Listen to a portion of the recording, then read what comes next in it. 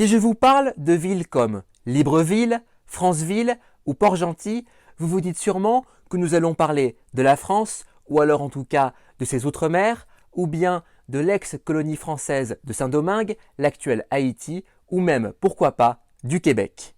Eh bien, détrompez-vous, car le pays qui est le cadre de ce 62e épisode des Drapeaux du Monde ne se trouve ni en Europe, ni en Amérique, mais bel et bien en Afrique. Un petit pays situé au cœur de ce continent, encore largement méconnu et qui possède pourtant des liens étroits et anciens avec la France, tout en ayant une forte identité. Ce pays, c'est le Gabon.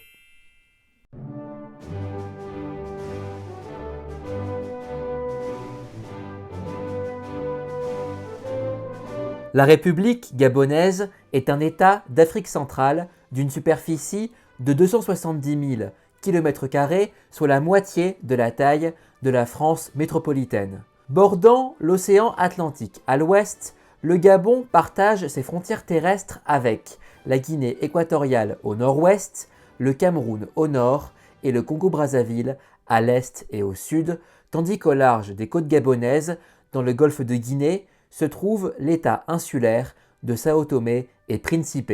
Traversé en son sein par la ligne de l'équateur, le territoire gabonais, à cheval sur les deux hémisphères terrestres, est couvert à 90% par la forêt tropicale et bénéficie d'un climat équatorial, c'est-à-dire chaud et humide toute l'année.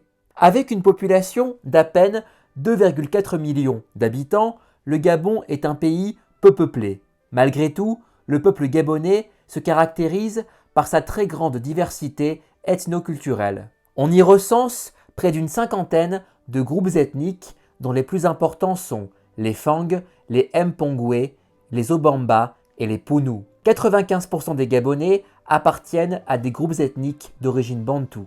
Mais on trouve également une petite minorité descendant des Pygmées, un groupe de population dont nous reparlerons dans quelques instants. Sans surprise, quasiment tous les Gabonais ont pour langue maternelle une langue bantoue. Toutefois, c'est le français, langue de l'ancienne puissance coloniale, qui est la langue officielle du pays et qui est parlée par 80% des habitants.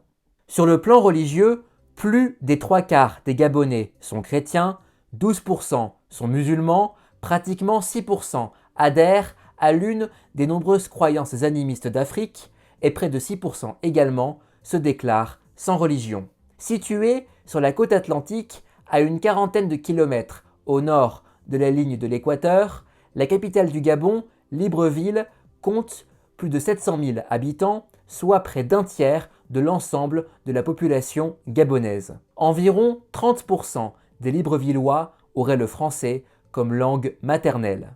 Les premières traces d'occupation humaine sur le territoire de l'actuel Gabon remontent à plus de 400 000 ans. Et les plus anciens habitants du Gabon, et d'ailleurs de l'ensemble de l'Afrique centrale connus à ce jour, sont les Pygmées, un ensemble de plusieurs groupes ethniques dont leurs membres ont pour point commun d'être de taille minuscule. Les hommes adultes pygmées sont en effet d'une hauteur moyenne inférieure à 1,50 m.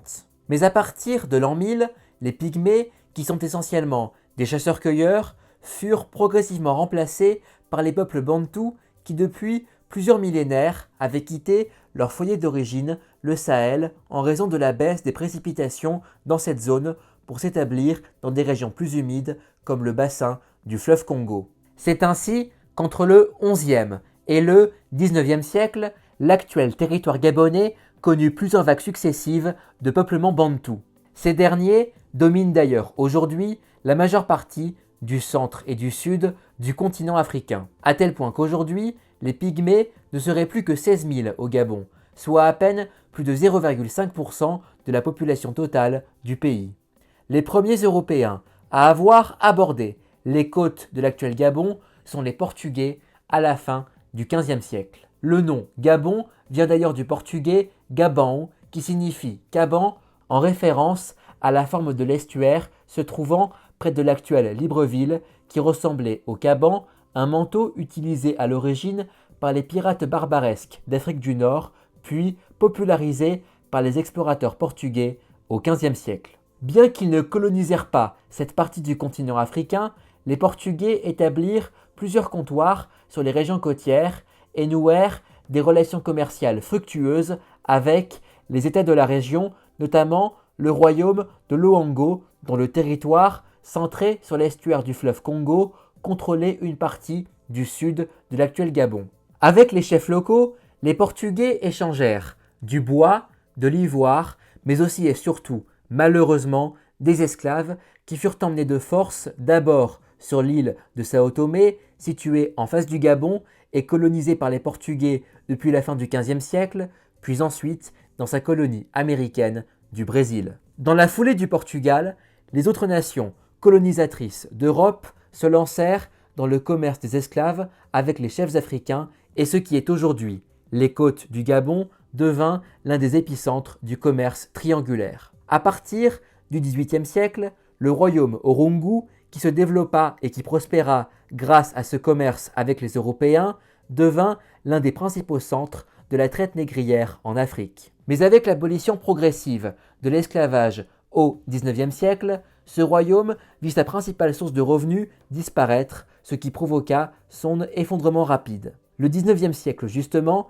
est le siècle qui vit commencer véritablement la colonisation de l'Afrique par les Européens. Et alors que plusieurs pays se disputaient le territoire de l'actuel Gabon depuis longtemps, une puissance en particulier finit par y imposer sa domination, la France. En 1839, la France signa une série de traités avec les chefs des tribus locales qui établirent ainsi un premier protectorat sur les côtes gabonaises. En 1849, les Français arraisonnèrent un navire transportant illégalement des esclaves noirs qu'ils libérèrent. Les captifs furent ramenés dans un endroit près de la zone où était basée la mission française. C'est là qu'ils fondèrent un établissement qu'ils baptisèrent en souvenir de cet épisode, Libreville. Entre 1862 et 1887 eurent lieu une série d'expéditions menées au nom de la France qui traversèrent la jungle gabonaise. La plus célèbre de ces expéditions fut sans doute celle menée par l'explorateur d'origine italienne Pierre Savorgnan de Brazza, qui fonda également la ville de Franceville et dont on avait déjà parlé dans la vidéo sur le drapeau du Congo. L'objectif de ces expéditions était notamment d'atteindre le cours supérieur du fleuve Congo, mais aussi et surtout d'empêcher que les autres États européens, en particulier la Belgique, puissent s'emparer d'une grande partie de l'Afrique centrale aux dépens de la France, et ce alors qu'au même moment, la conférence de Berlin de 1884-1885 organisait en quelque sorte le partage de l'Afrique entre les principales puissances du vieux continent. Dès 1885, l'intégralité du territoire de ce qui est aujourd'hui le Gabon passe sous le contrôle de la France, qui ne l'administre toutefois vraiment qu'à partir de 1903. Et en 1910, le Gabon intègre un ensemble colonial plus vaste, l'Afrique équatoriale française, l'AEF. En 1940, après la défaite de la France face à l'Allemagne, alors que l'Afrique équatoriale française est l'une des toutes premières colonies de l'Empire français à rallier le général de Gaulle et la France libre, le Gabon est la seule partie de l'AEF qui choisit de rester fidèle au régime de Vichy. Sur ordre de Gaulle et soutenu par les Britanniques, les forces françaises libres s'emparent du Gabon par la force en novembre 1940 et renversent l'administration coloniale pro-Vichy installée à Libreville.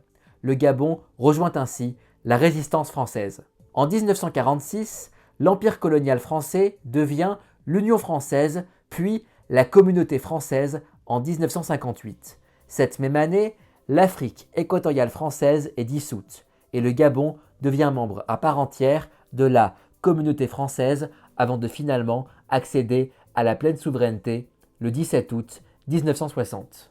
Adopté le 9 août 1960, soit 8 jours avant la date officielle de l'indépendance, le drapeau du Gabon est constitué de 3 bandes horizontales, vertes, jaunes et bleues. Le vert symbolise la forêt équatoriale et les ressources naturelles du Gabon. Le jaune représente la ligne de l'équateur qui passe à travers le territoire gabonais ainsi que le soleil. Enfin, le bleu évoque logiquement l'océan Atlantique qui borde le pays et auquel son histoire est étroitement liée. L'actuel étendard gabonais fut inspiré de celui-ci, Si l'on remarque évidemment les similitudes, notamment au niveau des couleurs et de leur disposition, on constate aussi deux différences importantes. Tout d'abord, la bande jaune au milieu du drapeau a une largeur très inférieure aux deux autres. Et surtout, on remarque la présence de la bannière tricolore française en haut à gauche, c'est-à-dire du côté de la hampe du drapeau. Cette bannière fut conçue en 1959 par Léon Mba, qui fut le premier président de la République gabonaise de 1961 à 1967. Il souhaitait que le drapeau français figure sur celui du nouvel État indépendant, car malgré la décolonisation alors en cours sur le continent africain, la majorité des Gabonais souhaitaient, sinon rester français, tout du moins garder des liens étroits avec l'ancienne métropole coloniale. Mais cette proposition de Léon Mba fut rejetée par Jacques Foccart, alors secrétaire général de l'Élysée aux affaires africaines et malgaches, justement par crainte de donner l'impression que la France continue de contrôler de facto ce pays. Les trois couleurs du drapeau gabonais furent réutilisées sur le bouclier des armoiries nationales créé en 1963. On y retrouve, dans un ordre identique, les trois couleurs du drapeau qui représentent ici les mêmes symboles que sur la bannière nationale. Mais les Gabonais y ont ajouté quelques symboles intéressants. Tout d'abord, sur la bande verte ont été ajoutés trois cercles jaunes appelés ici besants qui symbolisent les nombreuses richesses minérales dont le Gabon regorge. Et surtout, un magnifique navire noir rappelant les caravelles européennes qui sillonnaient les mers et les océans à l'époque des grandes découvertes au XVe et XVIe siècle. Représentant la nation gabonaise qui navigue vers un avenir radieux, ce navire arbore un drapeau gabonais sur sa poupe, terme désignant l'arrière d'un bateau. On retrouve ce bouclier sur le drapeau du président de la République gabonaise, dont voici les différentes versions. En dépit de sa petite taille, le Gabon est un pays riche.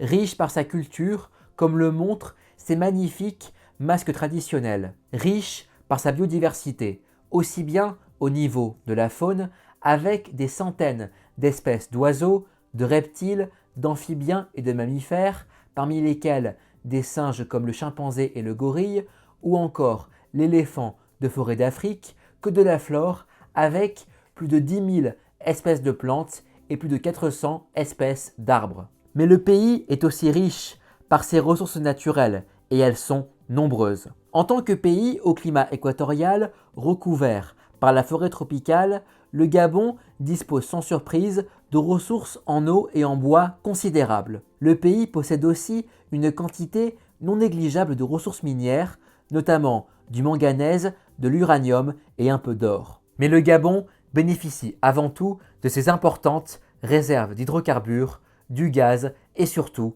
du pétrole. Le secteur pétrolier représente 50% du PIB, 60% des recettes budgétaires de l'État et 80% des exportations gabonaises. Sans surprise, la manne pétrolière a permis au Gabon de se hisser parmi les nations les plus prospères d'Afrique, du moins selon les statistiques. Ainsi, le PIB par habitant du Gabon, exprimé en parité de pouvoir d'achat, s'élève à plus de 19 000 $, ce qui en fait le 5e pays le plus riche d'Afrique, tandis que son indice de développement humain est le 4e plus élevé du continent. Mais derrière cette apparente prospérité, le Gabon connaît en réalité d'importantes difficultés. Tout d'abord, bien qu'il soit l'un des plus élevés, l'indice de développement humain du Gabon ne se classe qu'au 112e rang au niveau mondial. Sur le plan des inégalités, 90% des richesses du pays sont détenues par 20% de la population, pendant qu'un tiers des Gabonais vivent sous le seuil de pauvreté. L'espérance de vie moyenne n'est que de 66 ans et une part non négligeable de la population est analphabète, n'a pas accès à des toilettes ou à un système d'assainissement des eaux et reste vulnérable face à des maladies comme le paludisme, la tuberculose ou le sida. Enfin, sur le plan politique, on peut affirmer que depuis son indépendance en 1960, le Gabon a toujours été soumis à un régime autoritaire. Après l'indépendance, Léon Mba, celui qui est indirectement à l'origine du drapeau gabonais, devint le premier président du pays. Il instaura rapidement un régime dictatorial dans lequel la France exerça une influence prépondérante, notamment à travers l'exploitation du pétrole gabonais. Malade, Léon Mba meurt en 1967. Il est alors remplacé par son vice-président, un certain Omar Bongo, qui va diriger le Gabon d'une main de fer pendant 42 ans. Si, sous le long règne d'Omar Bongo, le Gabon connut un important développement économique grâce au secteur des hydrocarbures exploités par les compagnies étrangères, cette période fut aussi marquée par la mise en place d'un système de corruption généralisée, de népotisme, d'élections frauduleuses et aussi d'une véritable dynastie politique. Puisqu'à la mort d'Omar Bongo en 2009, c'est son fils Ali Bongo qui lui succède. Mais le 30 août 2023, alors qu'il était en lice pour un troisième mandat de président de la République, Ali Bongo est renversé par un coup d'État militaire juste après avoir été proclamé vainqueur d'un scrutin organisé 4 jours plus tôt et clairement truqué. Bien que le Gabon soit, au moment où je tourne cette vidéo, toujours sous la coupe de la junte militaire issue de ce putsch, le renversement d'Ali Bongo, qui a marqué la fin du règne sans partage de sa famille sur le pays durant plus d'un demi-siècle, laisse entrevoir l'espoir d'un chemin pouvant mener à la mise en place d'un régime démocratique au Gabon. Souhaitons en effet au peuple gabonais qu'il connaisse enfin la liberté et qu'il profite pleinement de la prospérité apportée par les richesses naturelles de son pays.